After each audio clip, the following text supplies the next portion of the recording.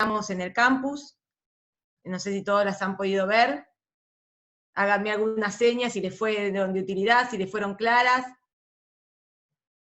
les sirvieron para por ahí complementar el material de estudio que tienen.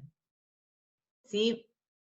Bueno, lo cierto es que me gustaría escucharlos, y a medida que, bueno, vayamos avanzando, por ahí vamos habilitando por momentos el micrófono para por ahí poder contestar alguna cuestión, o que ustedes me digan, a ver qué entendieron de determinado tema. Bien, ustedes tienen en el campus el material de estudio obligatorio de esta temática, así que nos vamos a basar en esto, pero la finalidad de hoy es por ahí clarificar algún punto que no les haya quedado del todo claro, ¿sí? Y por ahí hacer hincapié en las cuestiones más importantes, que no me voy, van a ver a lo largo de la clase, de lo que ustedes ya tienen, en teoría, por si hay algún alumno que no pueda participar hoy de esta clase. Les voy a pedir que si mientras yo voy hablando hay alguno que se perdió, que no me termina de comprender, de que por ahí no quiero que sigan arrastrando esto, sino hagan una seña, levanten la mano, así podemos frenar y por ahí rebobinar o repetir algo, ¿sí? Brandon, a medida que hablamos, va a ir pasando algunas diapositivas que por momentos las voy a sacar para poder verlos, pero para que, me pareció que en este contexto donde no podemos por ahí interactuar mucho, iba a facilitarles seguir la clase. ¿Todos me escuchan bien? Sé que hablo un poco rápido, ¿todos están entendiendo lo que estoy diciendo? Bien. Bueno, Brandon, podemos arrancar entonces. Genial, ahí pongo el PowerPoint. Hoy vamos a hablar, como anticipamos, de jurisdicción internacional. Pero antes de esto, yo quisiera recapitular algo que seguramente todos los profesores les deben haber explicado, que es qué estudiamos en Derecho Internacional Privado, ¿no es cierto? Yo puse ahí algunas definiciones, hay mucho más. El doctor Hoff dice conjunto de principios y normas que regulan las relaciones jurídicas privadas con elementos extranjeros o conectados con más de un derecho nacional. La doctora Grace Indeclor dice rama del derecho privado que se ocupa del estudio de los casos ius privatistas con elementos extranjeros y sus soluciones. Básicamente, los casos que van a entrar dentro del ámbito de estudio del derecho internacional privado son los casos de derecho privado con elementos extranjeros. O sea que nosotros lo primero que vamos a tener que hacer es identificar si el caso en cuestión que se nos presenta está dentro del ámbito del derecho internacional privado o no. Y para estarlo debe ser un caso de derecho privado, o sea, no estamos dentro del derecho internacional público en cuestiones entre estados, ¿sí?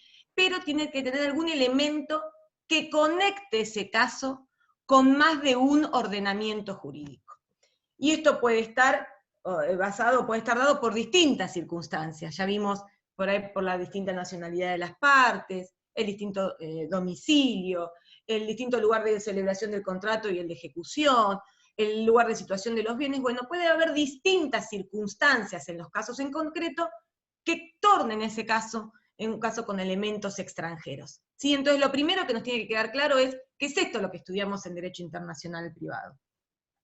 Y como seguramente, podemos pasar a la otra, Brandon, y seguramente como ya también han visto con el doctor Acosta, con la doctora Yale, con el resto de los profesores, el objeto de estudio del derecho internacional privado hoy no es solo el conflicto de leyes,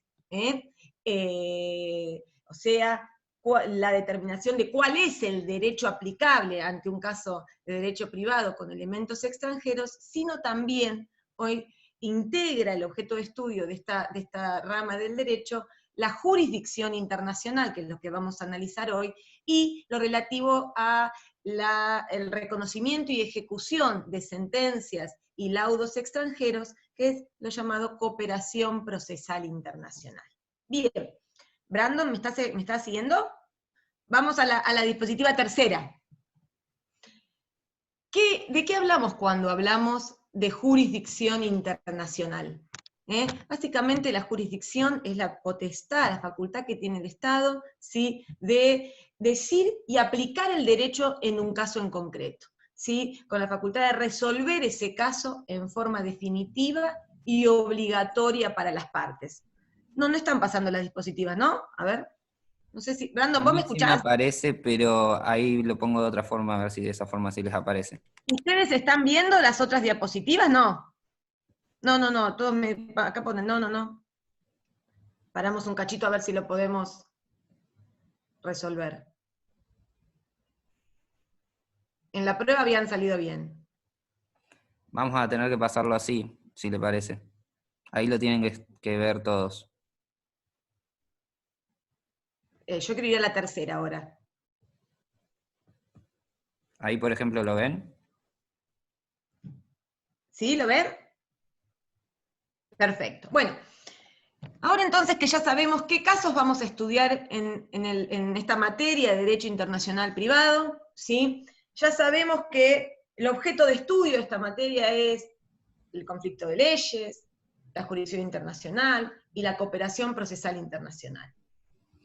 Y ya sabemos, como dice más abajo, bueno, la 4 que es, ahí yo les traje distintas calificaciones de jurisdicción. Ahora, ¿qué les parece a ustedes? ¿Qué pregunta les parece que se nos puede aparecer, nos puede surgir ante un caso de derecho privado con elementos extranjeros respecto a la jurisdicción? Y yo ahí puse algunas preguntas, a ver, como para tratar de bajar esta temática a la realidad, ¿sí? Seguramente una duda que se nos va a presentar es decir, bueno, a ver, ¿qué derecho aplico acá? ¿Será el derecho argentino? ¿Podrá ser el derecho italiano? ¿El derecho brasilero? O sea, ¿qué derecho aplico? Y tendré que, obviamente, buscar la solución de esta pregunta. Y respecto de jurisdicción, yo acá les puse algunas preguntas. Por ejemplo, ¿qué juez resulta internacionalmente competente para entender en un caso de derecho privado con elementos extranjeros? ¿Dónde busco esa respuesta? ¿Cómo sé cuál es el juez internacionalmente competente? Supongamos que mañana va un cliente a su estudio, les presenta un caso de estas características, y ustedes tienen que decidir dónde interponer la demanda. Y por ahí, para ver si entendieron, díganme ustedes, o escríbanme por ahí, no sé si vos podés ver, Brandon, ¿cuál les parece a ustedes que sería un ejemplo de caso que entrarían dentro del derecho internacional privado? ¿Qué supuesto se nos podría presentar?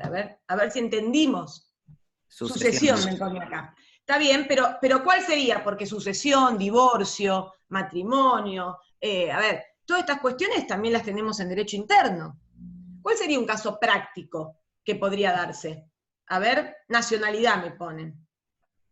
Por ejemplo, pienso una persona con último domicilio en Italia que fallezca, por ejemplo, en Italia y dejó bienes, por ejemplo, inmuebles en nuestro país. Eso les parece, acá me pone, alguien con matrimonio argentino, matrimonio en Argentina, me ponen, y divorcio en el extranjero. Bien, ven, ahí ya es un caso que en principio puede haber nacido como un caso originariamente doméstico, por ahí dos personas argentinas, domiciliadas en su momento en Argentina, que contraen matrimonio en Argentina, pero después se incorpora algún elemento extranjero. Por ejemplo, se mudan de domicilio, se radican en el extranjero y ahí se divorcian.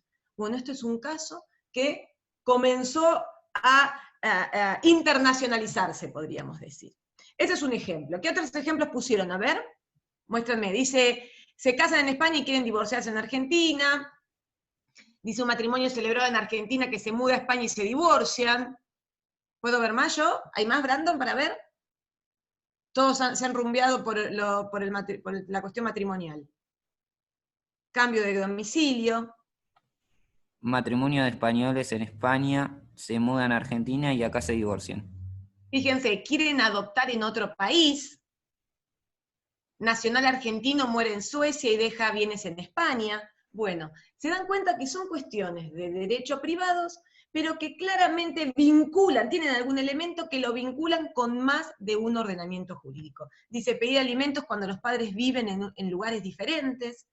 Nacional argentino muere en Suecia y deja bienes en España, perfecto. O sea, el primer paso, mira, acá dice, quieren adoptar en otro país y son argentinos. O sea, el primer paso, que es entender qué casos estudiamos en derecho internacional privado, claramente está claro. Bien, entonces, ante un caso con elementos extranjeros, ¿qué dudas se nos pueden presentar? Y yo acá les puse algunas, no sé si a ustedes se les ocurre otras. ¿Qué juez resulta internacionalmente competente para entender en este caso con elementos extranjeros? ¿Dónde voy a buscar esa respuesta? ¿Cómo sé qué juez es internacionalmente competente? Contrato laboral, acá pone Leandro, que se lleva a cabo en otro país. ¿Cómo analizo, por otro lado, otra pregunta que podría surgir, cómo analizo la jurisdicción internacional del juez extranjero que dictó la sentencia? Que vamos a ver que lo vamos a tener que analizar al momento en que se solicita el reconocimiento y ejecución de una sentencia extranjera. ¿Puede haber más de un juez internacionalmente competente para entender en el caso? ¿Puede modificarse por acuerdo de parte la jurisdicción internacionalmente dispuesta por la ley o la convención? Acá están rompiéndose, Fontana. Y otro punto que les pongo es que, muy importante esto, porque esto se ve a veces en los exámenes y muchas veces desaprueban por esto, es que no debe confundirse jurisdicción y ley aplicable.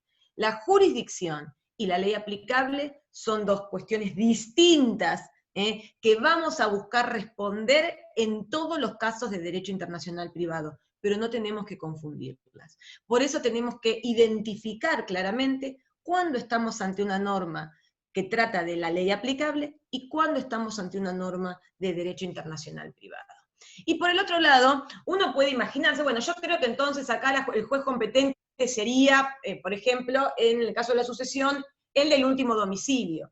O me parecería que podría ser, bueno, está bien, pero no es lo que uno le parece, sino tengo que ir a buscar, como pusieron por ahí, cuál es la fuente de jurisdicción.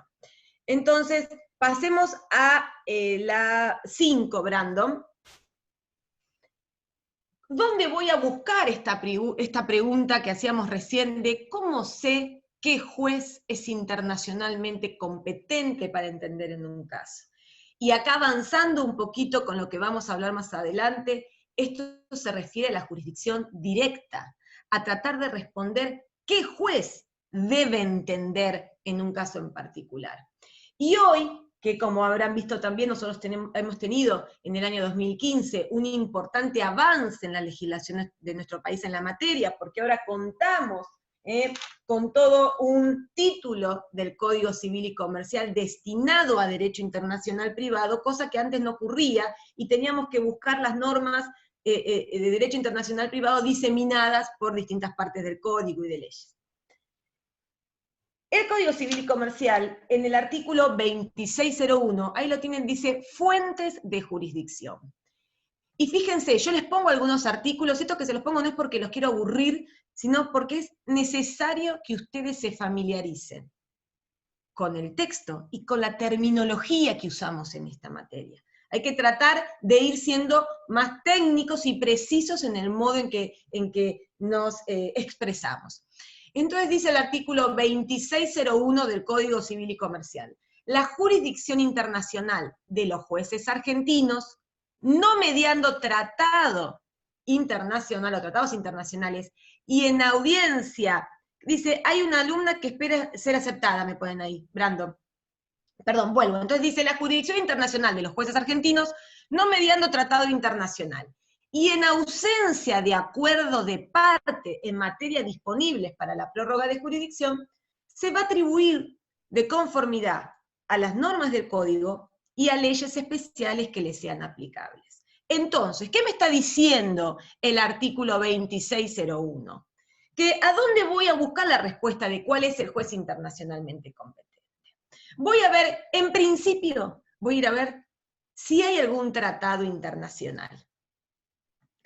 ¿Y esto por qué? Porque yo quiero no, porque lo dice aquí el artículo 2601, y van a ver que, esto me hago una pequeña salida de la jurisdicción internacional y vamos a ley aplicable, pero fíjense que el 2594, cuando habla de cuáles son las leyes aplicables a situaciones vinculadas con varios ordenamientos jurídicos, también dice que se van a determinar por los tratados y las convenciones internacionales. Y, en defecto de normas de fuente internacional, se va a recurrir a las normas de fuente interna. Entonces, ¿qué nos dice este artículo? Generalmente, en las cuestiones disponibles para las partes, las cuestiones donde no está comprometido el orden público, generalmente son las cuestiones contractuales, patrimoniales, económicas, donde las partes pueden disponer, generalmente tanto los tratados internacionales como las normas de derecho interno aceptan la autonomía de la voluntad. Entonces, generalmente establece que en primera instancia va a ser el convenido por las partes, y en su defecto, por ejemplo, si estamos en el marco de un tratado internacional, van a decir cuál es el juez internacionalmente competente para el caso. Entonces, ¿qué voy a ver acá? Acá si es una cuestión disponible por las partes para la prórroga de jurisdicción, voy a ver primero si hay acuerdo de partes. ¿Las partes pactaron algo? ¿Celebraron un acuerdo de elección de foro? Si no hay nada, y hay obviamente tratado internacional, voy a aplicar los supuestos de jurisdicción que establece el tratado. Y si no hay ningún tratado aplicable al caso, voy a recurrir a las normas de fuente interna de derecho internacional privado, que las voy a encontrar en el Código Civil y Comercial, y en otras leyes que pueden existir, que no estén dentro del Código Civil y Comercial. Por ejemplo, nosotros hemos mencionado, por ejemplo, la ley de navegación, habremos visto, por ejemplo. Entonces, ¿está claro dónde voy a ir a buscar la respuesta? ¿Sí? El 2601 me dicen las fuentes de jurisdicción directa. A ver, vamos a avanzar. Fíjense, la número 6. Páez, que si puede si puedo repetir. Bien, ¿quién lo preguntó esto? Cristina Ahora, Páez. pasame, Brandon, a la foto de los chicos, que los quiero ver un poquitito más. Genial. Que no vean a nadie. Les pregunto, ¿entendieron lo que dije hasta acá? ¿Sí? Veo algunos. ¿Hay alguien que me dijo que no estaba entendiendo? Cristina Yo quería Páez. que repitiera. Yo quería que repitiera. Ahí está. Primero, el acuerdo de parte. Segundo, Bien. si había algún tratado. Y el tercero, si no hay ni acuerdo de voluntades y no hay tratados. Recurrimos a las normas de derecho interno, de derecho internacional privado, que va a ser el Código Civil y Comercial o leyes especiales que pudieran existir respecto a determinadas temáticas. ¿Sí? Entonces, ¿qué estoy tratando de responder acá? ¿Qué pregunta estoy respondiendo? ¿Qué juez es internacionalmente competente para conocer en un caso con elementos extranjeros? ¿Dónde voy a buscar esa respuesta? ¿Donde a mí se me ocurra? No, voy a ir a las fuentes de jurisdicción. Y el 2601 nos dice, si son cuestiones disponibles para las partes, voy a ver si hay un acuerdo de partes, ¿sí? Después voy a ver, obviamente, si hay un tratado aplicable, porque siempre primero voy a ver si hay un tratado aplicable y si no voy a recurrir al derecho interno, y en su defecto voy a recurrir a las normas de derecho interno, de derecho internacional privado del Estado en cuestión. ¿Se entendió? ¿Sí? Un juez, para saber si tiene competencia para entender en un caso, por ejemplo, se les interpone una demanda sucesoria, donde el juez advierte que ha calificado la cuestión. Vieron que en la guía de arbitraje, creo que fue, yo les hice una pequeña introducción de cuál sería el razonamiento que debemos hacer ante un caso de derecho internacional privado. No sé si lo leyeron. Lo primero que tengo que hacer es identificar que es un caso de derecho internacional privado.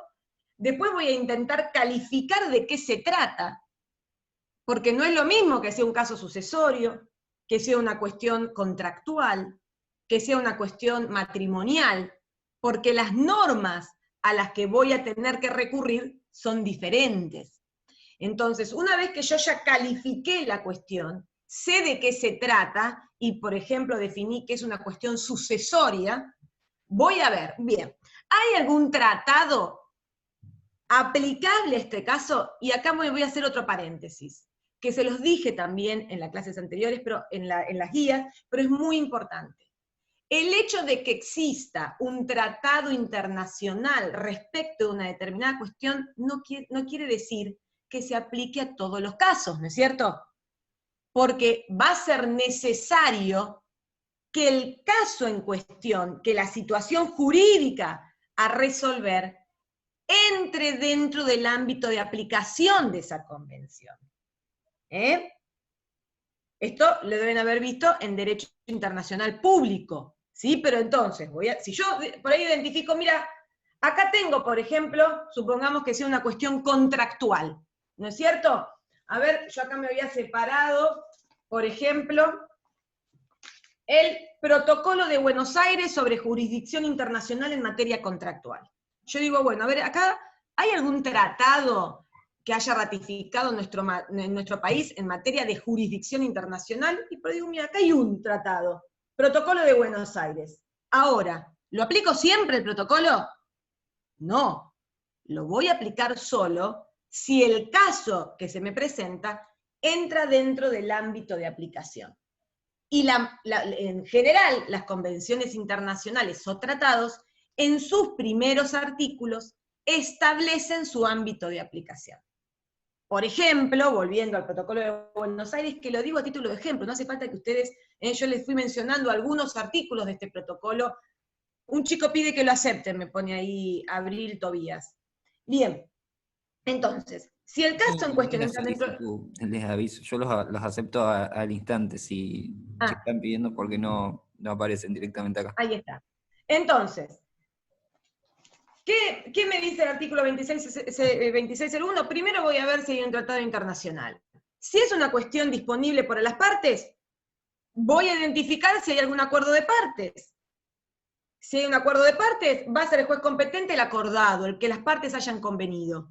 Si no hay ningún acuerdo de partes, voy a recurrir a los supuestos de jurisdicción internacional que establece el tratado. Fíjense un ejemplo, este protocolo de Buenos Aires les mencionaba hoy. Fíjense el artículo 4.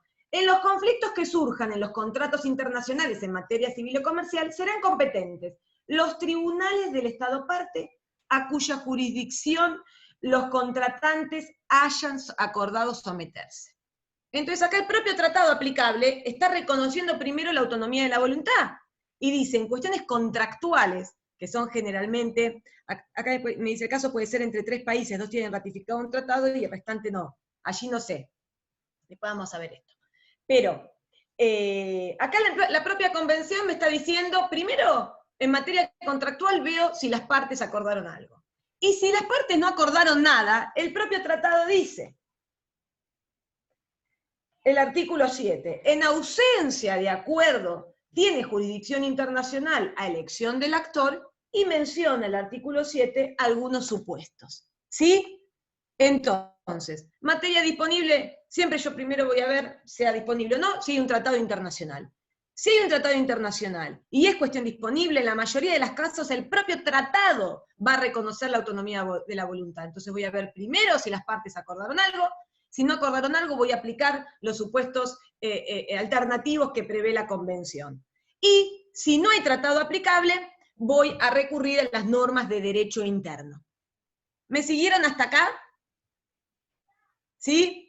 Si la cuestión es disponible, no sé qué me ponía algún otro por ahí. Bueno, después vamos a ir a las preguntas. Bien, y tengan en cuenta este protocolo de Buenos Aires que les mencionaba como un ejemplo, como un ejemplo, no para que se sepan todo el protocolo de memoria, sino como un ejemplo donde encontramos un tratado internacional que trae normas de jurisdicción internacional. Bien, volvamos a las diapositivas, Brandon, si podemos. No, sigue. Bien. Ya lo ponemos otra vez. Ahí está. Bueno, vayamos rápidamente entonces a las 6, para no pasar ninguna por alto. Ahí les puse ejemplos. Fíjense, fuentes de jurisdicción, autonomía de la voluntad, en materias disponibles para la prórroga. Ya vamos a entrar a analizar la prórroga de jurisdicción. Pero generalmente en cuestiones disponibles, vamos a ver más adelante cuáles son en materia internacional, ¿sí? Las partes pueden convenir desplazar la jurisdicción internacional establecida, ya sea por los tratados o por el derecho interno, y acordar que entienda un juez distinto o un tribunal arbitral. ¿Sí? Ahí yo les mencioné en la diapositiva el artículo 1 y 2 del Código de Procedimiento, donde prevé esta posibilidad de prórroga en el ejercicio de la autonomía de la voluntad. Los artículos 2605, 2606, 2607 del Código Civil y Comercial, que lo vamos a analizar ahora. el artículo 56 del Tratado de Montevideo, que lo vamos a analizar en detalle en un segundo, y les mencioné como ejemplo 4, 5, bueno, ahí continúen, 6, 7 del Protocolo de Buenos Aires, que es el que les di a título de ejemplo recién. Vamos a la otra. Entonces, una fuente de jurisdicción, autonomía de la voluntad en cuestiones disponibles. Tratados internacionales, ¿sí? Lo mismo, Protocolo de Buenos Aires, y hay distintas convenciones donde nosotros vamos a encontrar normas de jurisdicción. Por ejemplo, les puse la CIDIR 4 sobre obligaciones alimentarias, el Tratado de Montevideo, y así vamos a poder encontrar distintos tratados que traen normas de jurisdicción internacional. Y en el caso entonces de que no haya un tratado internacional, voy a recurrir, pasamos a la otra diapositiva, a las normas de derecho interno, ¿sí? ¿Qué son las normas de derecho interno en nuestro caso? Código Civil y Comercial y leyes especiales. Y ahí les mencioné algunos ejemplos que ahora vamos a entrar a analizar algunos de ellos con algún detalle. Vamos a pasar a la primer, tal vez, clasificación importante de jurisdicción, que es esto que ya veníamos un poquito mencionando de jurisdicción directa y jurisdicción indirecta. Pasamos a la otra. ¿De qué hablamos cuando hablamos de jurisdicción directa? Jurisdicción directa es lo que venimos mencionando hasta ahora. Consiste en determinar qué juez es internacionalmente competente para entender en un caso determinado. ¿Sí? ¿Y esto quién lo va a analizar? Y lo va a analizar el abogado cuando se le presente el caso para saber dónde interponer la demanda. ¿Y por qué es importante saber esto? Porque someter o interponer la demanda ante un juez internacionalmente incompetente puede generar que la sentencia que ese juez eventualmente dicte no tenga eficacia extraterritorial, o sea, no sea susceptible de ser reconocida y ejecutada fuera del estado del juez sentenciante. Por eso es importante someter el caso ante un juez con jurisdicción internacional.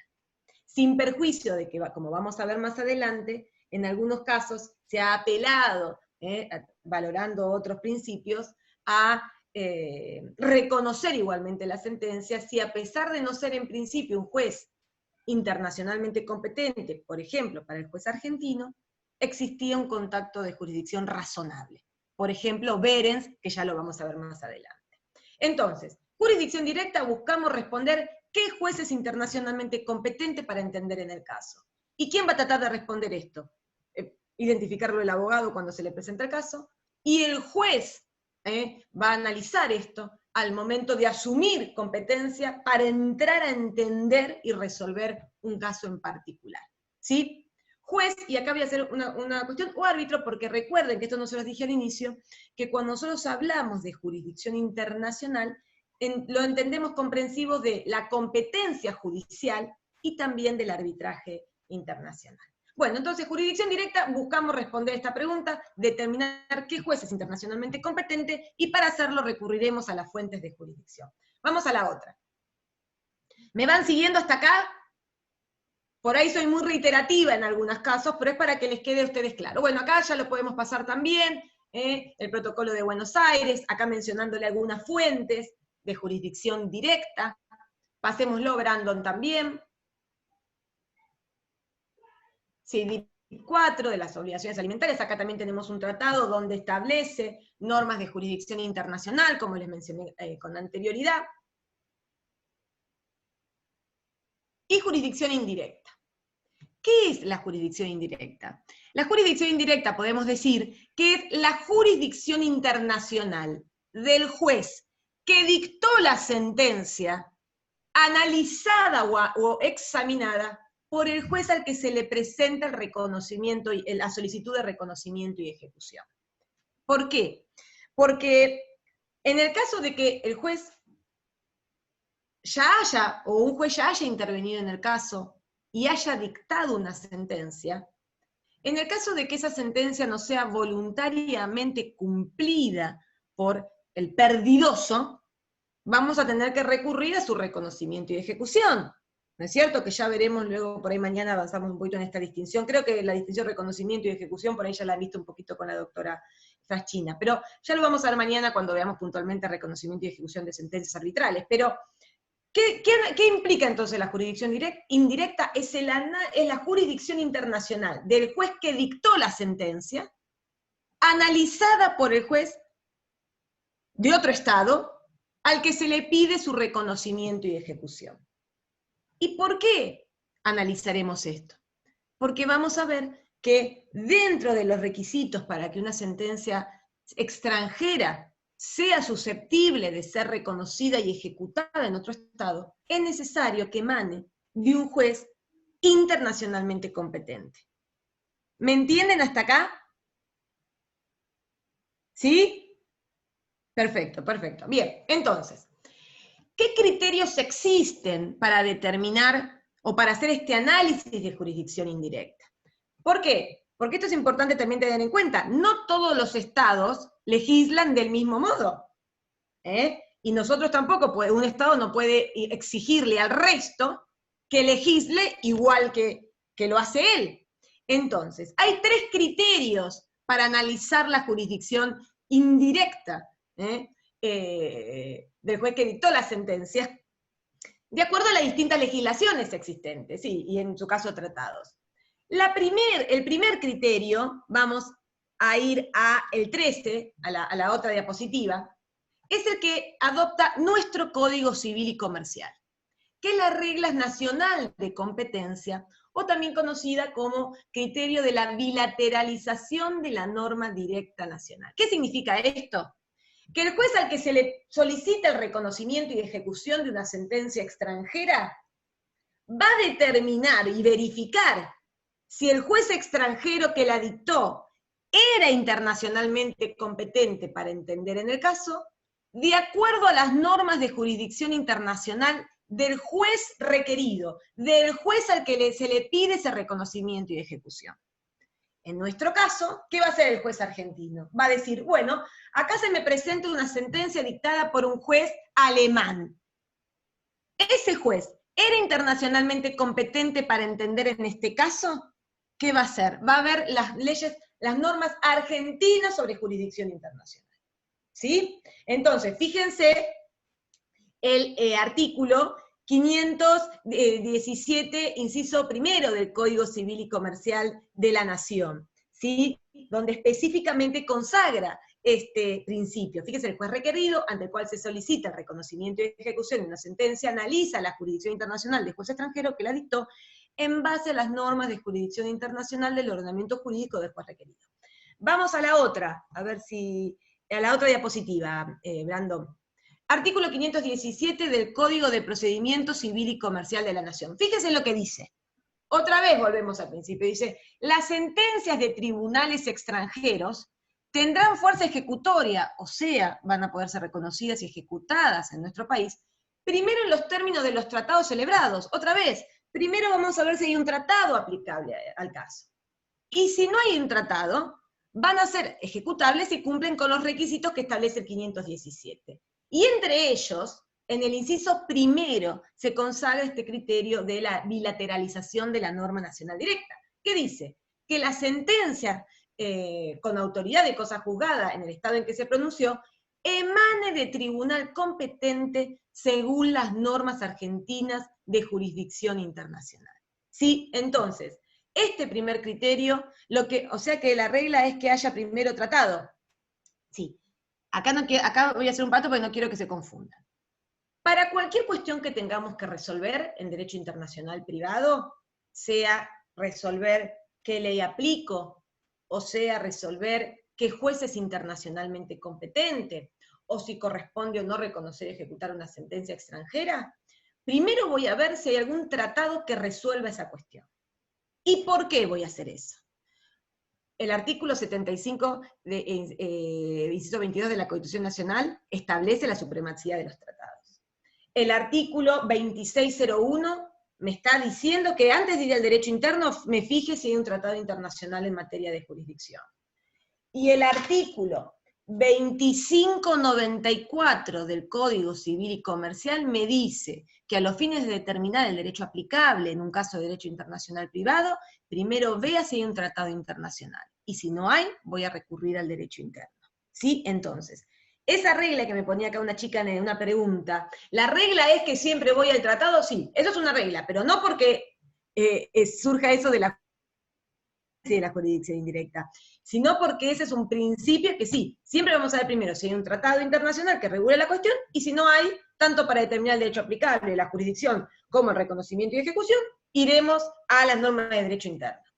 Pero en lo claro, a eso me refería. Perfecto, perfecto, entonces, Juan. Ahora, puntualmente en lo que hace a los criterios de jurisdicción indirecta, el primer criterio es que el juez requerido, o sea, el juez al que se le solicita el reconocimiento y ejecución de una sentencia extranjera, va a verificar si ese juez extranjero que la dictó era internacionalmente competente para entender en el caso, de acuerdo a sus propias normas de jurisdicción internacional, a las normas de jurisdicción internacional del Estado requerido. Si se solicita el reconocimiento y ejecución en Argentina, el juez argentino va a verificar y va a analizar la jurisdicción indirecta del juez sentenciante y determinar si ese juez extranjero era internacionalmente competente de acuerdo a las leyes argentinas o a las normas argentinas de jurisdicción. ¿Me siguen lo que estoy diciendo? Entonces, ¿cuál es el criterio?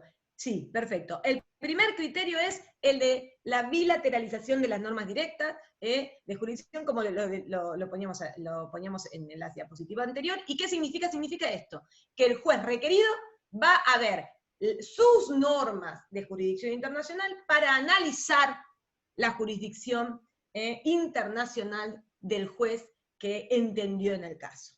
¿Está claro? Además del 517 del Código de Procedimiento Civil y Comercial, vamos a la CIDIP 2, Brandon. Tenemos también un ejemplo, bueno, también ustedes tienen el ¿A cuál número? Al siguiente, creo que es la 15. Ustedes en el libro tienen distintos ejemplos, yo por ahí les voy a dar estos dos para no aburrirlos con ejemplos que tienen en la bibliografía, pero fíjense, al igual que lo hace el Código de Procedimiento Civil y Comercial de la Nación en el 517, inciso primero, la CIDIP 2, sobre eficacia extraterritorial de sentencias y laudos arbitrales extranjeros de Montevideo del 79, y de paso recuerden qué son las CIDIP. ¿Se acuerdan ustedes qué son las CIDIPs? Porque viste que hay CIDIP 1, 2, 3, 4. Las CIDIP son convenciones interamericanas de derecho internacional privado. Son convenciones celebradas en el marco de la OEA. Bien, y de acuerdo al año que se fueron dictando, ¿sí? Tenemos la Convención de Montevideo del 79, bueno, tenemos, luego vamos a ver, por ejemplo, alimentos, tenemos el 75, tenemos distintas CIDIP. Bueno, fíjense esta Convención Interamericana sobre Eficacia Extraterritorial de Sentencias y Laudos Arbitrales Extranjeros. En el artículo 2, también dice que las sentencias, laudos arbitrales y resoluciones judiciales extranjeras, a que se refiere el artículo 1, tendrán eficacia extraterritorial. ¿Qué quiere decir eficacia extraterritorial? Eficacia fuera del Estado que las dictó, ¿sí? Si reúne las siguientes condiciones. Y entre los requisitos, el inciso D dice que el juez o tribunal sentenciador tenga competencia en la esfera internacional para conocer y juzgar el asunto de acuerdo con la ley del Estado donde deba surtir efecto. O sea, de acuerdo con la ley del Estado donde yo vaya a pedir ese reconocimiento y ejecución. ¿Sí? Poneme las caras un segundito, a ver. Chicos, ¿entendieron este criterio? ¿Todos? Entonces, al juez al que se le pide el reconocimiento y ejecución de una sentencia, de acuerdo al Código Civil, al Código de Procedimiento Civil y Comercial de nuestro país, a la CIDIP 2, y obviamente puede haber distintas normas con este criterio, va a analizar la jurisdicción del juez extranjero que dictó la sentencia de acuerdo a las normas de jurisdicción internacional del juez requerido, del juez al que se le pida el reconocimiento y ejecución de esa sentencia. ¿Sí? ¿Seguro? Bien. El otro criterio utilizado, por ejemplo, volvamos a las diapositivas, utilizado, por ejemplo, por Uruguay, es analizar la jurisdicción internacional del juez que dictó la sentencia pero no de acuerdo a las normas de jurisdicción internacional del juez al que se le pide que la reconozca y ejecute, sino de acuerdo a las normas de jurisdicción internacional del Estado del juez que la dictó. ¿Sí? Entonces, si el juez argentino tiene, por ejemplo, que reconocer y ejecutar una sentencia, no lo vamos a poner argentino, vamos a poner, si un juez uruguayo, para pasar a la próxima diapositiva, a la 18, creo que es. No, a la anterior entonces, perdón. ¿A la 17? No, a la 16. A la ¿Esta o otra? Me fui a la 16, perdón, porque no las veo. Ahí está, esta. Reglas de competencia, esta. Reglas de competencia internacional del juez extranjero, que dictó la sentencia. Este es el segundo criterio. Entonces, el juez requerido, ante el que se solicita el reconocimiento y ejecución de una sentencia extranjera, va a analizar la jurisdicción internacional del juez extranjero que la dictó en base a las normas de jurisdicción internacional del ordenamiento jurídico de dicho juez extranjero. Sé que parece un trabalengua, pero nos tenemos que acostumbrar porque esta es la terminología. Entonces, o sea, me pregunta acá Juan, si el juez es competente, si el juez es competente en ese estado para esa materia, es competente para reconocer o ejecutarla. ¿Está bien? Sí, pero ¿por qué? ¿Porque lo dice el Estado mismo donde se dictó la sentencia? No, sino porque el ordenamiento jurídico del Estado, del juez, a donde se pide el reconocimiento y ejecución, utiliza este criterio, y por lo tanto analiza la jurisdicción internacional del juez que dictó la sentencia de acuerdo a las normas de jurisdicción internacional del Estado del juez que la dictó.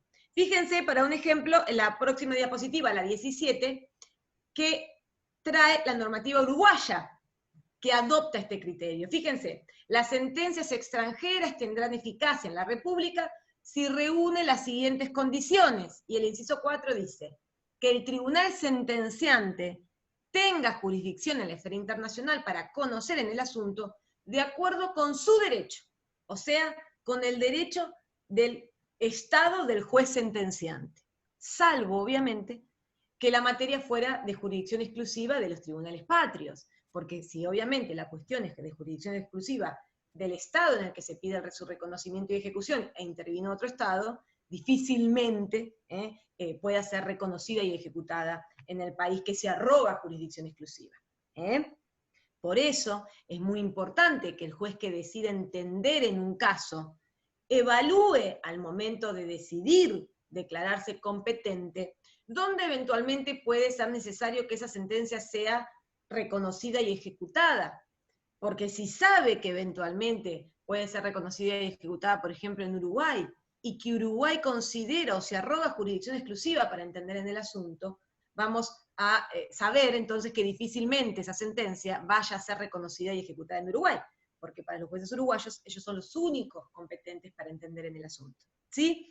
Pero entonces, en lo que nos interesa en cuanto a los criterios para analizar la jurisdicción indirecta del juez sentenciante, este segundo criterio, que aplica el Código Uruguayo, por ejemplo, establece que el juez al que se le pida el reconocimiento y ejecución de una sentencia extranjera va a analizar,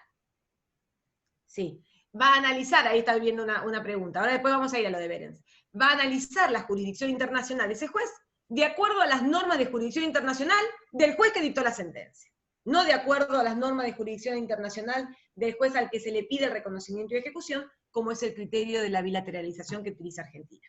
¿Sí? ¿Está claro?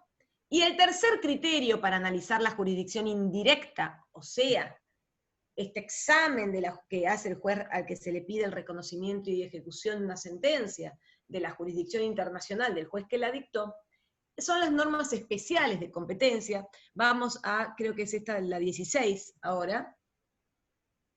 No sé ni en cuál estoy. Ahí está. Reglas especiales de competencia que las contenidas en tratados internacionales. ¿Sí? Fíjense, yo les traigo un ejemplo, la CIDIP 4 sobre obligaciones alimentarias, en el artículo 11 también trata la cuestión de reconocimiento y ejecución de sentencias sobre obligaciones alimentarias. ¿Sí? Dice, las sentencias extranjeras sobre obligaciones alimentarias tendrán eficacia extraterritorial en los estados parte si reúne las siguientes condiciones. Y entre ellas dice que el juez o autoridad que dictó la sentencia haya tenido competencia en la esfera internacional de acuerdo a lo que establece la Convención. ¿Sí? O sea, estas son reglas especiales sobre competencia internacional que son las contenidas en tratados internacionales. Entonces, los tres criterios que utilizamos para analizar la jurisdicción indirecta, ¿sí?, son el de la bilateralización de la norma directa de competencia, la que utiliza nuestro Código de Procedimiento Civil y Comercial de la Nación, la CIVIC 2 que les mencionaba anteriormente, las reglas de competencia internacional del juez que dictó la sentencia, como es por ejemplo Uruguay, o el tercer criterio son reglas especiales sobre competencia, las contenidas en tratados internacionales. Me confunde, me dice, si bien Argentina adopta el criterio de la bilateralización, eso no quita que mediando tratados se admita claramente. Si hay un tratado aplicable al caso, que regula lo relativo al reconocimiento y ejecución, vamos a aplicar lo que establece el tratado. Sí, seguramente. Y van a ver que en general las normas tienden a procurar, ¿sí?, el reconocimiento y ejecución, salvo, obviamente, que estuviese comprometido el orden público. Me confunde el primero y el tercer criterio con el ejemplo de Hoff del Mercosur. ¿A qué te referís con el criterio de Hoff del Mercosur? El primero, porque son dos cosas diferentes. El tercer criterio se refiere a la existencia de tratados internacionales donde expresamente prevén, ¿sí?, los requisitos para reconocer y ejecutar una sentencia. Esa que les mencioné anteriormente que dice, bueno, la sentencia sobre obligaciones alimentarias dictada a un Estado va a tener eficacia extraterritorial en los Estados parte si fue dictada por un juez internacionalmente competente conforme los criterios que establece la Convención, porque la propia Convención también dice cuáles son los jueces competentes. El primer criterio de la bilateralización, no hay ningún tratado ahí. Ahí lo que va a aplicar el juez al que se le solicita el reconocimiento y ejecución va a definir si el juez extranjero era o no competente para entender en el caso, de acuerdo a las normas de jurisdicción internacional de su país, de su Estado. ¿Sí? Si el juez entiende que hay aplicable un tratado, bueno, fantástico, lo aplicará. ¿Sí? Y estaremos eventualmente en las reglas especiales sobre competencia porque hay un tratado aplicable al caso. Ahora, ¿y por qué? Porque volvamos al 517. El 517 del Código Civil y Comercial expresamente lo decía. ¿Podés volver al 517? Acá. Sí, O sí, sea, ahí no lo son estoy excluyentes buscando. uno y otro. Es la 14, creo. Ahí está. Fíjate, las sentencias de tribunales extranjeros tendrán fuerza ejecutoria en los términos de los tratados celebrados con el país que provengan. Entonces, si hay un tratado aplicable al caso, por ejemplo, la CIDIP que les mencionaba recién, bueno, muy bien, el juez va a llevar adelante ese procedimiento de reconocimiento y ejecución y aplicará el tratado. Ahora, si no hay un tratado, ¿sí?, el criterio de la bilateralización de la norma nacional directa, ¿qué quiere decir? Quiere decir que el juez va a determinar si el juez extranjero que dictó la sentencia era o no internacionalmente competente, de acuerdo a las normas de jurisdicción internacional del juez requerido, del juez al que se le pide el reconocimiento y ejecución. Entonces, el juez argentino va a analizar si el juez italiano que dictó una sentencia era o no internacionalmente competente de acuerdo a las normas argentinas de jurisdicción. En cambio, el criterio del Código Uruguayo va a analizar si era o no competente de acuerdo a las normas italianas de jurisdicción, de acuerdo a las normas de jurisdicción internacional del juez que dictó la sentencia. ¿Se entiende la diferencia? ¿Sí? ¿Seguro? Pasame a los chicos, a ver. Sí, me pone acá Bruno. Sí. ¿Seguro entendieron? ¿Sí? No los quiero aburrir repitiéndolo una y otra vez, porque sé que esto a veces terminológicamente puede parecer un trabalengua, pero son tres criterios distintos. Si hay un tratado, estarán en las normas especiales que surgen de tratados internacionales. Si no hay un tratado, tengo estos dos criterios. El que aplica a nuestro país, el de la bilateralización de la norma directa de jurisdicción de la norma nacional directa, ¿sí? Voy a analizar la jurisdicción del juez que dictó la sentencia de acuerdo a las normas de jurisdicción internacional del juez al que le piden el reconocimiento y ejecución de esa sentencia. ¿Sí? ¿Sí? Y el de la regla de competencia internacional del juez extranjero va a analizar, el juez requerido al que se le pida el reconocimiento y ejecución va a analizar y determinar si ese juez extranjero que dictó la sentencia era o no internacionalmente competente, de acuerdo a las normas de jurisdicción internacional del juez que la dictó. ¿Sí?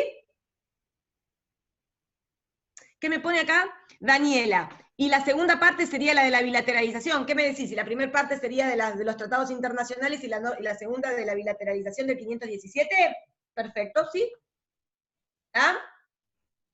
Juan Laportilla también hizo una pregunta que es, ¿y qué pasa si a la sentencia emanada por juez competente le falta algún requisito procesal? ¿Se reconoce o ejecuta? No sé si me desvío con esta pregunta. Bueno, en esto, a ver, yo no me quiero detener acá en el análisis de cuáles son todos los requisitos para que una sentencia extranjera sea reconocida y ejecutada, porque esto se los va a dar, creo que no sé si lo vieron con la doctora Fraschina o con cuál de las doctoras que ahora van a tener la clase, ¿no es cierto? Lo vieron sobre reconocimiento y ejecución de sentencias, ¿no es cierto? Pero fíjense, ¿sí? Háganme algo. Bueno, van a tener una clase de esto, pero fíjense para responder tu pregunta que el 517, lo mismo pasa con el 515 del Código de Procedimiento Civil y Comercial de la provincia, pero ahora yo por ahí le estoy trayendo el del Código de Procedimiento Civil y Comercial de la Nación. El 517 establece distintos requisitos, ¿sí? Entonces, una sentencia extranjera tendrá que cumplir, ahí está, lo vimos con exequatur, eso mismo. Entonces, seguramente esto ya lo vieron cuando vieron exequatur. ¿Cuáles son todos los requisitos que debe cumplir una sentencia o laudo arbitral extranjero para poder ser reconocida y ejecutada en otro país, por ejemplo en el nuestro?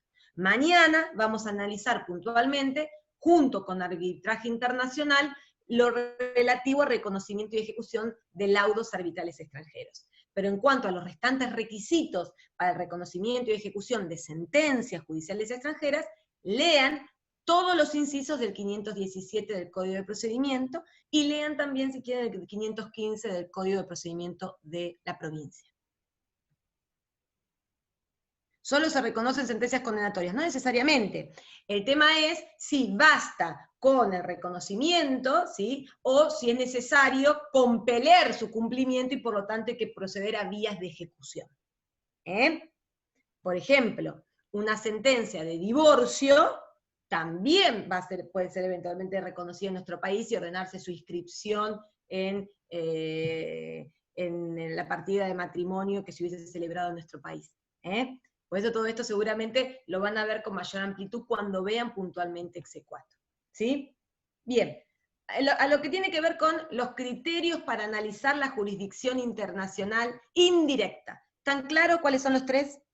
Esto es teoría, esto es teoría, cada legislación adoptará un criterio u otro, ¿sí? Yo voy a tener que determinar qué norma resulta aplicable para llevar adelante este reconocimiento y ejecución, y tendré que cumplir los recaudos que allí se establecen. Si tengo un tratado internacional, veré cuáles son los requisitos que me establece el tratado, y si no lo tengo, veré cuáles son los requisitos que establece generalmente el derecho interno del país requerido, del país donde quiero llevar adelante ese reconocimiento y ejecución.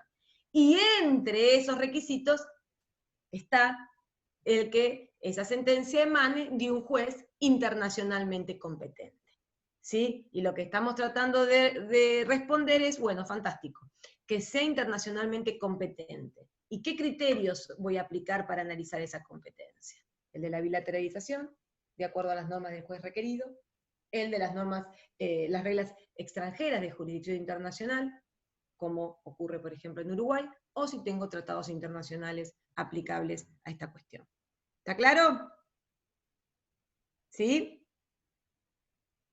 Pablo Castagnino me mira con una cara de no sé si está totalmente perdido o... ¿Me siguen o les estoy hablando muy rápido? Bien, perfecto. Bueno, avancemos a la otra cuestión, a la otra imagen, Brandon. Bien, ahora vamos a empezar con una cuestión que es jurisdicción, otra distinción que se hace sobre jurisdicción internacional, ya habiendo evaluado qué es jurisdicción, cuáles son las fuentes de jurisdicción, qué es jurisdicción directa y jurisdicción indirecta, los criterios para analizar la jurisdicción indirecta. Vamos a entrar a otra clasificación, si queremos llamarla, que es jurisdicción concurrente y jurisdicción exclusiva. ¿Qué significa esto? La regla es la jurisdicción concurrente. ¿Por qué? Porque, vamos a ver, en principio yo no voy a saber a priori quién es el juez internacionalmente competente para entender en un caso. ¿Sí? Generalmente no lo sé. ¿Sí? ¿Por qué? Porque dependerá de dónde se localiza el punto atributivo de jurisdicción. Yo les traje acá algunos ejemplos. Vamos, por ejemplo, a este de matrimonio, que quiero analizar con ustedes. Matrimonio, fíjense, jurisdicción. Las acciones de validez, nulidad y disolución de matrimonio, así como las referentes a los efectos del matrimonio, deben interponerse ante los jueces del último domicilio conyugal efectivo o ante el domicilio o residencia habitual del cónyuge demandado. Esta es una clara norma de nuestro derecho internacional privado interno, del Código Civil Internacional, sobre jurisdicción internacional. Acá nos dice qué juez es internacionalmente competente. Ahora, nos está diciendo, ¿tiene jurisdicción internacional para entender las acciones de divorcio el juez argentino o el juez peruano? No, no está diciendo eso. Porque tenemos que ver en cada caso, y de acuerdo a dónde se localicen estos puntos atributivos de jurisdicción, cuál resulta ser competente en el caso en concreto. El 2621 permite, como ven ahí, permite que haya un único juez o que pueda haber más de un juez internacionalmente competente. ¿Qué les parece? ¿Quién sería el juez internacionalmente competente para entender una acción de divorcio, de validez, de nulidad, de disolución del matrimonio? ¿Quién sería de acuerdo a este artículo? A ver si entienden lo que dice el código. Díganme. Permite que haya más de un juez competente. Dice el del domicilio conyugal, me pone uno. El juez del lugar, el del domicilio. El del último domicilio, el del domicilio. Bueno, ¿qué más? Díganme. Primero, si ustedes contestan en un parcial, el del domicilio está mal. Porque no es cualquier domicilio. ¿Qué domicilio es? Fíjense, vamos al Código Civil, al Código Civil y Comercial. Fíjense, por ejemplo, 2613, domicilio y residencia habitual. Domicilio de las personas menores. Domicilio de otros incapaces. ¿De qué domicilio estamos hablando? ¿De cualquiera? Ahí dice, ante los jueces del último domicilio conyugal efectivo. Esto es muy importante. Hay que ser preciso. En materia de validez, nulidad y disolución de matrimonio, para el ordenamiento jurídico argentino son competentes los jueces del último domicilio conyugal efectivo, o sea, donde ese matrimonio ha vivido en consumo, y los jueces del domicilio o residencia habitual del cónyuge demandado. O sea, la jurisdicción concurrente es cuando existe la posibilidad de que exista más de un juez con jurisdicción internacional. ¿Y qué ocurre, por ejemplo, si en este caso los jueces del domicilio conyugal o residencia habitual del cónyuge demandado? Perfecto. Y es muy importante que nos familiaricemos con estas normas, porque si yo no tengo un tratado internacional que aplicable al caso y que me diga dónde tengo que ir a interponer la demanda, tengo que ir a buscar las normas de derecho interno. ¿Y cuáles son las normas de derecho interno? Bueno, no. Va a llegar un momento que voy a tener que concretar y decir cuál es la norma de derecho interno. Entonces, para llegar al 2621 tengo que haber identificado que es un caso con elementos extranjeros, calificado la cuestión y entendido que es una cuestión matrimonial, descartado la existencia de un tratado internacional que resulte aplicable, y por lo tanto voy a buscar la solución al derecho interno. Y llego al 2621. Entonces puedo con tranquilidad interponer la demanda de divorcio, por ejemplo, ante los jueces del último domicilio conyugal efectivo, o sea, donde han vivido de consumo esta gente. O ante los jueces del domicilio o residencia habitual del demandado. Esto es un supuesto de jurisdicción concurrente, puede haber más de un juez con jurisdicción internacional. ¿Y qué pasa si tanto el último domicilio conyugal como el domicilio o residencia habitual del demandado está todo en el mismo estado? ¿Eso otorga jurisdicción exclusiva al juez de ese estado? No, no lo otorga. Muy bien. Vamos a otro ejemplo, perdóname, volví a la primer dispositiva, la dispositiva anterior, la anterior. Esa. Fíjense lo que acá el doctor Hoff en el libro ustedes tienen, habiendo varias jurisdicciones internacionalmente competentes, cada una de ellas tiene competencia concurrente. O sea, jurisdicción concurrente es cuando puede haber más de un juez con jurisdicción internacional para entender en el caso. Cuando no hay ningún Estado que se arrogue con exclusividad y en forma excluyente de los restantes Estados, la facultad o la competencia para entender en ese caso. Vamos a otro ejemplo, fijémonos alimentos. Vamos a alimentos. La 21. Alimentos. 26-29. Les pregunto a ustedes, chicos, y contéstenme por el chat, ¿les aclara analizar un poquito el articulado? Es muy importante que ustedes se familiaricen con el articulado del código, no para saberlo de memoria, nadie les va a preguntar, escriban literal el 26-29, no, pero tienen que entender lo que el artículo está diciendo. Perfecto, fíjense, 26-29 en materia de alimentos. En materia alimentaria generalmente tanto los derechos internos como los tratados internacionales que regulan la cuestión otorgan un abanico de posibilidades. Generalmente, como es una cuestión, obviamente, que haya la subsistencia y donde hay derechos fundamentales comprometidos, van a ver, si ustedes ven la CIVIC 4, por ejemplo, ocurre lo mismo sobre obligaciones alimentarias. Generalmente se intentan dar varias alternativas. Fíjense, las acciones sobre la prestación alimentaria deben interponerse a elección de quien la requiera. ¿Quién es quién es el que la requiera? ¿Cómo se llama procesalmente? El alimentado. Bien. ¿Y cómo se llama en el proceso? ¿Quién va a ser? El accionante. Bien. Porque el alimentado capaz que es el actor. Bien. Entonces entendemos, el actor va a elegir ante cuál de estos foros interponer su demanda. Ante los jueces de su domicilio, el del actor, de su residencia habitual, o ante los domicilios o residencia habitual del demandado. Además, si fuese razonable según las circunstancias del caso, también va a poder interponerla ante los jueces del lugar donde el demandado tenga bienes. ¿Por qué voy a ir ahí? ¿Qué me va a permitir eso? ¿Qué les parece? Cobrarse. Ahí está. Pensando en cómo voy a hacer efectiva la sentencia eventualmente. Entonces, en este supuesto, poder ejecutar. Bien.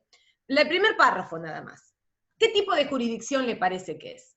¿Puede haber uno solo o más de un juez con jurisdicción internacional para entender en este caso? Concurrente, ¿sí? ¿Por qué? Porque puede haber más de un juez con jurisdicción internacional.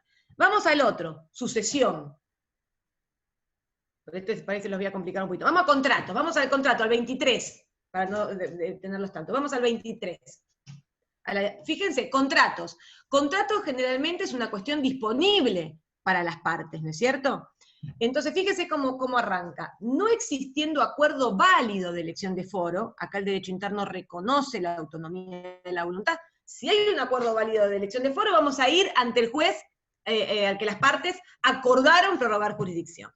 No existiendo acuerdo válido, son competentes para conocer en las acciones resultantes a opción del actor. Otra vez, el actor va a poder elegir si interpone la demanda ante los jueces del domicilio o residencia habitual del demandado, los jueces del lugar de cumplimiento de cualquiera de las prestaciones contractuales. Esto es muy importante, acá el Código incorpora un criterio que jurisprudencialmente ya se venía aplicando antes del Código Civil y Comercial. ¿Qué quiere decir cualquiera? Donde tenga que cumplirse cualquiera de las obligaciones, no la prestación característica del contrato, cualquiera. O sea que eso le da jurisdicción a varios, porque imagínense, por ejemplo, un contrato de transporte que tenga que transportar desde Buenos Aires hasta México, y va en camión, todos los lugares por donde se ejecuta. Y los jueces del lugar donde se ubica una agencia, sucursal. Bueno, este es otro ejemplo de qué tipo de jurisdicción. Puede haber más de un juez con jurisdicción internacional. Bien, vamos a ir a la dispositiva 24, concurrente. Bien. La jurisdicción exclusiva Scotty me pareció que daba una explicación muy clara acá. Dice, excepcionalmente, claramente la jurisdicción exclusiva es excepcional, la regla es la concurrencia. Pero excepcionalmente, dice Scotty, encontramos casos de jurisdicción exclusiva, cuando por la materia el Estado no admite otra jurisdicción que la de sus propios órganos jurisdiccionales. Los foros exclusivos son excepcionales y de interpretación restrictiva. Entonces, hay casos donde en razón de los intereses comprometidos, en razón de la materia de qué se trata, los Estados se arrogan jurisdicción en forma exclusiva y determinan, se los digo con términos obviamente no son los precisos, pero entienden que son los únicos a nivel internacional para entender en esas cuestiones. ¿Sí? Entonces, sigamos a la otra. O sea que si está comprometido el orden público es exclusiva. Bueno, ahí, y menos mal que me lo preguntaste, porque no siempre la jurisdicción exclusiva, o no solo va a ser exclusiva cuando esté comprometido el orden público. Es cierto que en muchas de estas cuestiones podemos entender que puede estar en algún punto afectado o comprometido el orden público del Estado que se arroga jurisdicción exclusiva. Pero no siempre, o no necesariamente, sino que muchas veces también hace los intereses que están comprometidos, a las cuestiones de soberanía, ¿no es cierto?, a la importancia que determinadas cuestiones revisten para un Estado, por ejemplo, que estén comprometidos sus registros, la exclusividad la determina la misma ley. Correcto. La exclusividad, generalmente cada Estado va a determinar, bueno, también tenemos en el ámbito de la Unión Europea, véanlo ustedes, esto lo tienen en el libro, ejemplos donde se determinan específicamente cuáles son supuestos de jurisdicción exclusiva y por lo tanto hay un único juez a nivel internacional que en principio puede intervenir en ese caso. La jurisdicción exclusiva en principio no puede ser desplazada por la autonomía de la voluntad, porque en principio no se trata de cuestiones disponibles por ellas.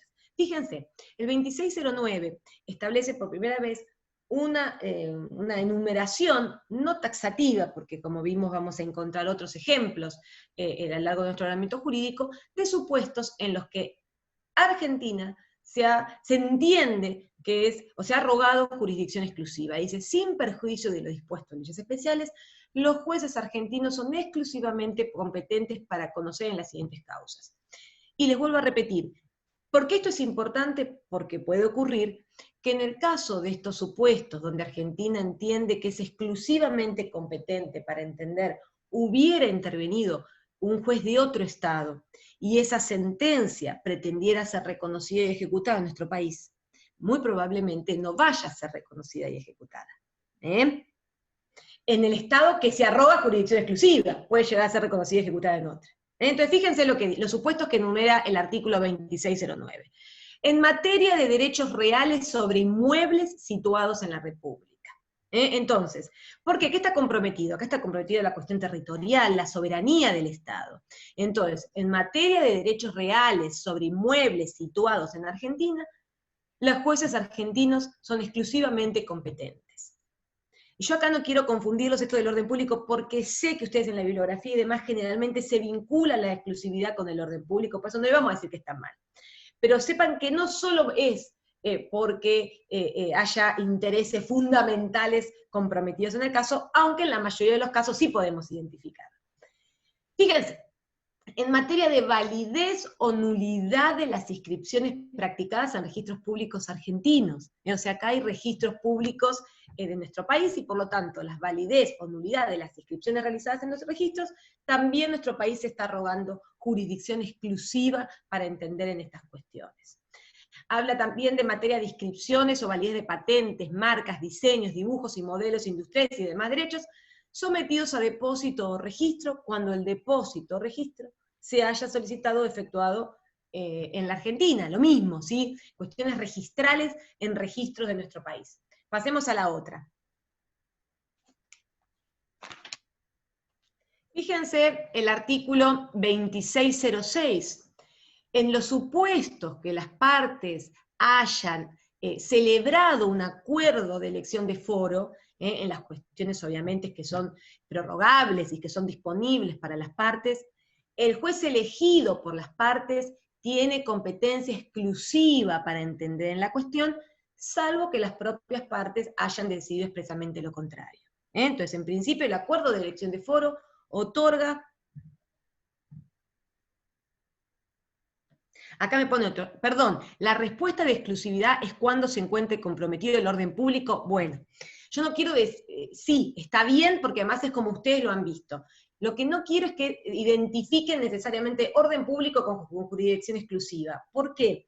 Porque el orden público, como nosotros lo entendemos, como conjunto de principios, de los principios fundamentales de un Estado, si nosotros analizamos, tal vez, en cada uno de estos supuestos, cuáles son los principios de orden público internacional comprometidos, no siempre es que hay principios esenciales, derechos humanos o cuestiones esenciales, pero sí hay materias o intereses de fundamental relevancia para el Estado, y en muchos casos que puede comprometer el orden público internacional, y por lo tanto el Estado decide arrogarse jurisdicción en forma exclusiva. ¿Sí?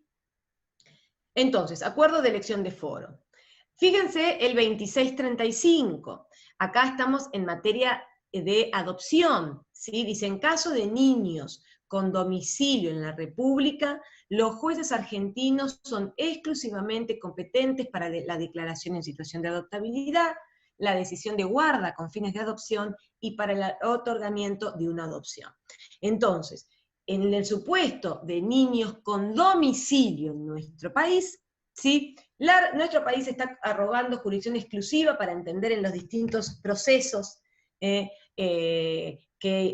implica la adopción en términos generales, ¿sí? Que no es solamente el proceso final de adopción, sino que, como está regulado en nuestro ordenamiento jurídico, es declaración en situación de adoptabilidad, resolución de guarda con fines de adopción y finalmente la sentencia de adopción. Ahora, ¿siempre tiene jurisdicción exclusiva Argentina? No, respecto de niños domiciliados en Argentina. Después ahí se los mencioné a título de ejemplo, porque ya lo han visto en varias cuestiones, inclusive la doctora le ha dado un trabajo práctico. Lea los artículos 614, 615 de la Ley de Navegación, que tienen ahí el antecedente de Comte con Ibarra, para las cuestiones de contrato de fletamento, buques. Y acá simplemente les quiero mencionar el artículo 14 de la Ley de Sociedades. Les hago una pregunta. Fíjense este artículo, dice, las sociedades constituidas en el extranjero, que tengan su sede en la República, o su principal objeto, 124, o su principal objeto esté destinado a cumplirse en la misma, será considerada como sociedad local a los fines del cumplimiento de las formalidades de constitución o de su reforma y contralor de funcionamiento. Este artículo, está bien, esto que me pone acá esta chica de foro de protección, está bien, eso es una interpretación que hace el doctor por la posibilidad de prórroga que da el 621. Es una interpretación doctrinaria y está bien que se la establezca, porque tampoco, pero no quiero dejar de mencionarlas como un ejemplo de jurisdicción exclusiva, que ustedes pueden agregar un ejemplo de jurisdicción exclusiva, aunque parte de la doctrina, como por ejemplo el doctor Hoff, entiende que en virtud del supuesto de la posibilidad de prórroga, además del 621, podría también interpretarse como un foro de protección. Bien, volviendo al artículo 124 de la Ley de Sociedades. ¿Qué les parece a ustedes? ¿Esta es una norma de jurisdicción internacional?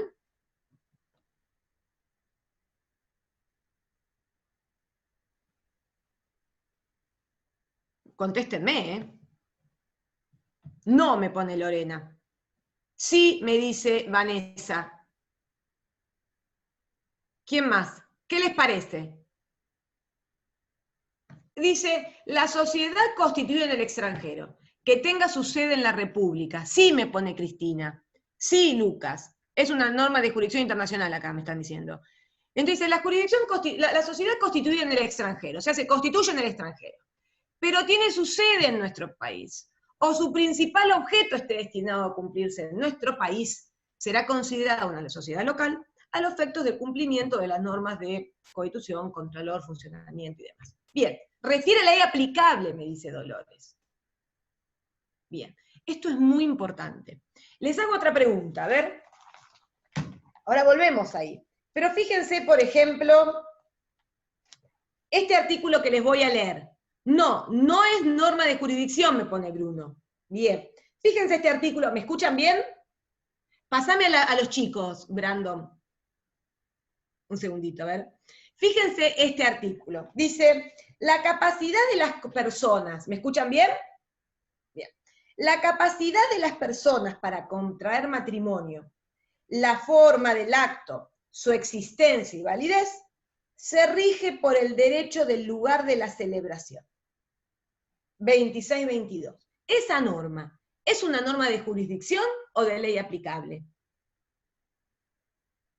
Ley aplicable. Ley aplicable, me ponen todos. Bien, es una norma de ley aplicable. Es distinta a lo que yo les decía, por ejemplo, mencionábamos hoy en el 26-21. Las acciones de validez, nulidad y disolución, así como las referentes a los efectos del matrimonio, deben interponerse ante los jueces del último domicilio conyugal efectivo o ante el domicilio o residencia habitual del demandado. ¿Esta es una norma de qué? Como la que leíamos hoy. De jurisdicción, ¿no es cierto? ¿Sí? Bien. Ahora, el 124, en realidad, no es una norma de jurisdicción. El 124 dice cuál es el juez internacionalmente competente para entender, por ejemplo, en un proceso de disolución o de nulidad de sociedades constituidas en el extranjero, cuya sede o principal objeto está en Argentina. ¿Dice quién es el juez internacionalmente competente? No, me dice. No lo dice. Por eso, si ustedes contestan, el 124 establece la jurisdicción exclusiva de los jueces, está mal. El 124 no establece la jurisdicción exclusiva. Que la doctrina entienda que en virtud de esta norma, que ustedes habrán visto cuando vieron, bueno, lo van a ver obviamente cuando el doctor Acosta seguramente cuando vean sociedades, y lo han visto seguramente con la doctora Fraschina cuando vieron Aude, ¿sí? No quiere, y que parte de la doctrina entienda que podría entenderse que los jueces argentinos deberían tener jurisdicción exclusiva para entender un planteo de nulidad o disolución de sociedad constituida en el extranjero, cuya sede o principal objeto se lleve adelante en la Argentina, que es correcto que ustedes lo tienen en el libro, y que es la interpretación doctrinaria, la tienen que contestar como una interpretación doctrinaria, pero no lo dice el artículo. Entonces, ustedes dicen, el 124 es una norma de jurisdicción y otorga jurisdicción exclusiva a los jueces argentinos. Está mal. ¿Entienden lo que les digo? ¿Todos? Porque tienen que poder distinguir entre lo que dice la norma y las interpretaciones doctrinarias o jurisprudenciales que se hayan podido elaborar de ellas. ¿Sí? Pero lo que no se pueden equivocar es qué dice el texto legal. El texto legal dice esto, que como correlato la doctrina entienda que debiera tener jurisdicción exclusiva los jueces argentinos para entender en estos supuestos, bueno, fantástico. Pero es una interpretación doctrinaria o jurisprudencial. ¿Sí? ¿Está claro esto?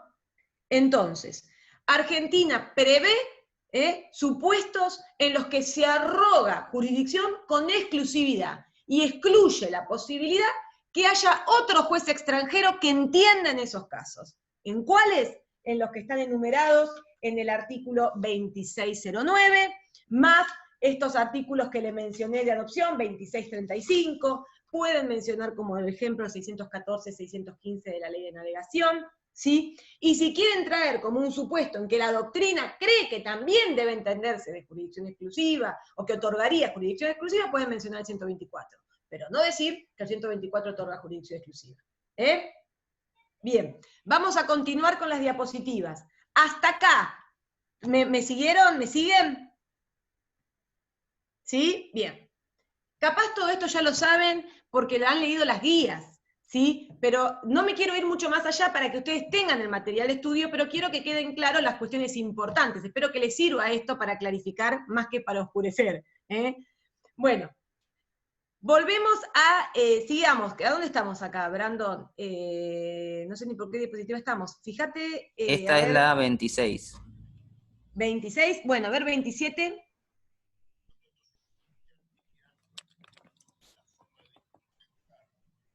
Ahí está.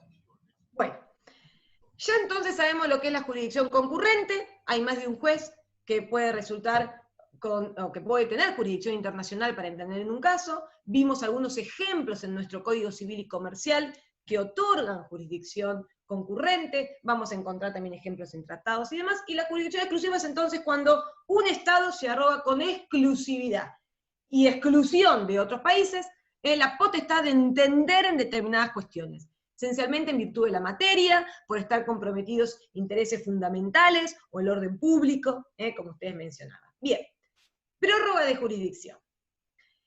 Ahora entramos en un tema que es muy importante, ¿sí? Que no van a tener tampoco dificultad. El código, yo les pregunto, ¿puede prorrogarse la jurisdicción internacional en cuestiones internacionales?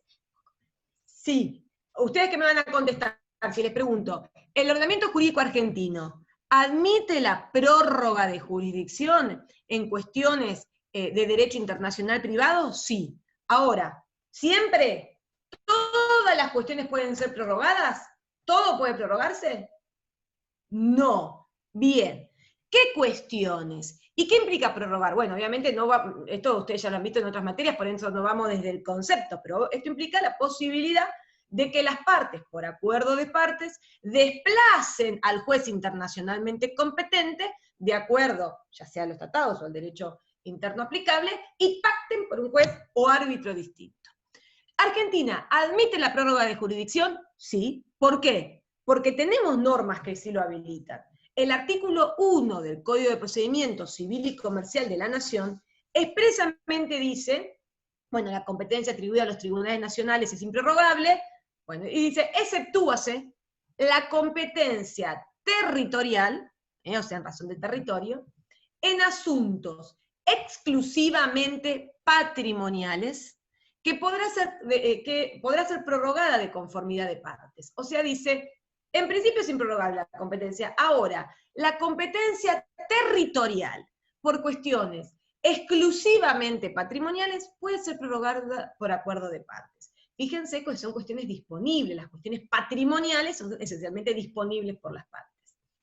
Si además de ser cuestiones patrimoniales, son asuntos de índole internacional, ¿sí? Esa prórroga puede admitirse a favor de jueces o árbitros que actúen fuera de la República, salvo, dice, en los casos en que los tribunales argentinos tengan jurisdicción exclusiva, por esto que mencionábamos hoy, porque en esos casos Argentina entiende que es la única con jurisdicción internacional para entender en el caso, o cuando la prórroga estuviera prohibida por ley. Acuérdense, por ejemplo, 614, 615, como decía.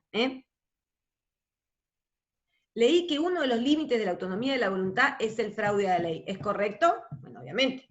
Ahora después vamos a volver un poquitito ahí para ver cómo frena la estructura de la norma, cómo es el procedimiento, qué pasa cuando hay fraude a la ley, todo eso lo tienen claro, ¿no es cierto? La estructura de la norma lo tienen claro, lo vieron con la doctora, ¿no? Sí, me dice. Sí, bien. Disculpe, Entonces, ¿qué doctora. pasa con esto? ¿Cómo? Disculpe. En 5 minutos más o menos, esta reunión en particular tendríamos que cerrarla porque 6:30 empieza familia. Lo que podemos hacer, si quieres, es armar otra parte de la cuenta de la facultad, digamos, una que arme yo, sin la cuenta de la facultad, una reunión. Chicos, Si quieres a seguir. nosotros nos faltaría un cachito para terminar hoy. ¿Quieren? Así terminamos esto y cerramos la cuestión y por ahí después podemos hablar. ¿Les parece bien si seguimos con la otra cuenta? A ver, dale, me dice, perfecto, listo. Genial. Entonces, ¿qué hay que hacer? Ahora Porque no sabemos el ID, no sabemos nada, para hablando que no estás en... ahora y 20 cerraríamos esta y yo armo otra y les mando el ID y la clave. ¿Y los chicos cómo la tienen el ID? Se las mandamos por los grupos de WhatsApp. ¿Todos están en el grupo de WhatsApp?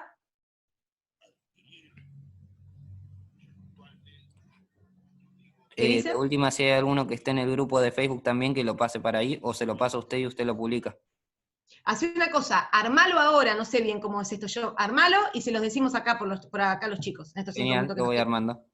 Andá armándolo y yo sigo con el tema de prórroga. Entonces, ¿seguimos, chicos?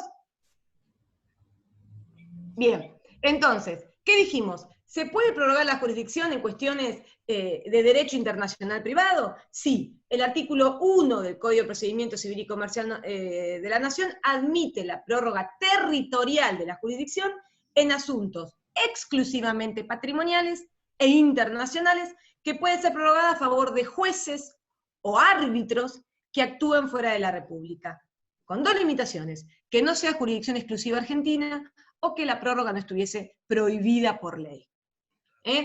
Fíjense que yo acá también se los consigné el artículo 2, respecto de cómo puede ser esa prórroga. La prórroga generalmente decimos que puede ser en forma expresa o tácita, ¿sí? Si surge de un convenio escrito, mediante el cual los interesados manifiestan explícitamente su decisión de someter la competencia al juez a cual acuden. Si se pone, por ejemplo, una cláusula en el contrato, donde las partes expresamente pactan someter la cuestión a determinada jurisdicción judicial o arbitral. Dice, asimismo, o sea, esa primer parte va a ser expresa, prórroga expresa. Ahora dice, asimismo, para el actor, por el hecho de entablar la demanda y respecto del demandado, cuando la conteste, deje de hacerlo u opusiera excepciones sin articular la declinatoria. O sea, esto es tácita. Las partes podemos expresamente convenir un acuerdo de elección de foro y elegir determinada jurisdicción judicial arbitral, o si nada acordamos al respecto, pero el actor interpone la demanda ante un juez distinto, en principio del internacionalmente competente, y el demandado no dice nada, se presenta, contesta demanda, deja de contestar demanda, que esto es una cuestión riesgosa, o sea, en forma ficta, o la contesta y no pone la excepción de incompetencia, se entiende que ahí las partes han accedido a una prórroga en forma tácita. ¿Cómo venís, Brandon?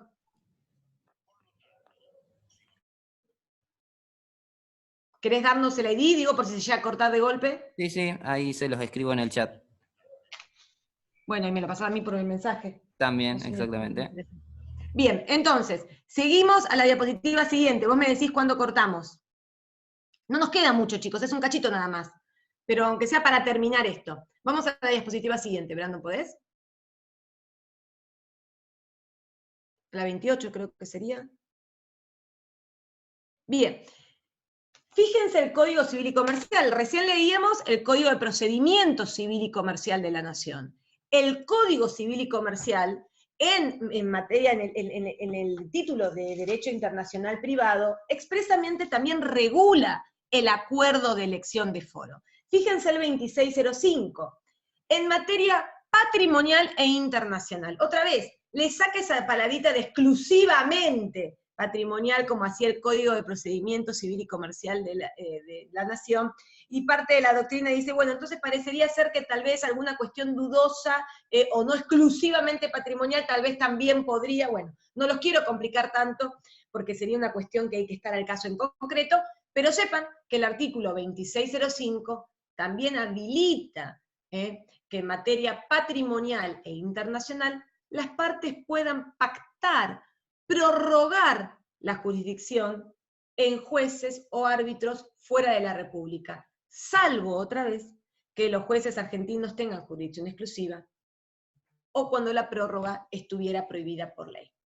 El 2606 es el que mencionábamos hoy. Salvo acuerdo en contrario, si el juez que hayan elegido las partes tiene competencia exclusiva para entender en esa cuestión. Y el artículo 2607 prevé el supuesto de la forma de esa prórroga, y también prevé que la prórroga puede realizarse en forma expresa, o sea, a través de un convenio escrito, mediante el cual los interesados manifiestan su decisión de someterse a la competencia del juez o árbitro ante quien acuden. Y acá, por ahí, ayornándose, ahí pone algo, Brandon, ¿lo ven todos, chicos? El ID, no sé qué es esto, clave. Bien. Entonces, acá el 2607, avanzando un poquito más y ayornándose a los actuales medios de comunicación, fíjense que el 2607 dice, se admite también todo medio de comunicación que permita establecer la prueba por un texto. Entonces, si bien la prórroga en forma expresa, en principio, es mediante un acuerdo escrito, esa calificación de escrito es flexibilizada en el Código Civil y Comercial, incorporando los nuevos medios tecnológicos de comunicación. Entonces dice, todo medio de comunicación que permite establecer la prueba por escrito. Esto lo hemos visto, o por un texto, esto lo hemos visto seguramente cuando vimos, ¿se acuerdan? Acuerdo arbitral, cómo se va ampliando la calificación de por escrito a par de la incorporación de los medios tecnológicos de comunicación. Y también admite la prórroga para el actor, por el hecho de entablar la demanda en un juez distinto, en principio, al internacionalmente competente, y por el demandado cuando la contesta deja de hacerlo u opone excepciones sin oponer la declinatoria, o sea, la excepción de incompetencia. Este sería supuestos de prórroga tácita. Fíjense que también prevé deja de hacerlo, o sea, no contestar demanda también podría habilitar la prórroga tácita de jurisdicción. Todas estas preguntas que están haciendo acá los chicos, desde la Son página, todas todo de eso, otra cosa. Son por de eso, grupos de WhatsApp y de eso. pero para agregarse Claro, a claro. la... Eso después de que nos hablen por WhatsApp alguno de nosotros o por la página y los agregamos. Nos tienen que pasar el Bueno, nombre, entonces, el número de bien, teléfono y en qué materia de comisión nada más. bien. Brandon, ¿cómo estamos con el tiempo? ¿Seguimos o querés que ya pasemos a la otra? Si quieres ya cortamos y lo único que sí, denme 3 minutos para iniciar la reunión y después intenten ingresar. Es por Zoom también, sí. Sí, ¿Estamos sí, de exacto. acuerdo? Denme, una vez que se corte esto, en 3 minutos más o menos intenten entrar y ya va a estar habilitado. Bien, Así que ahora corto esto y nos vemos en la otra. bien.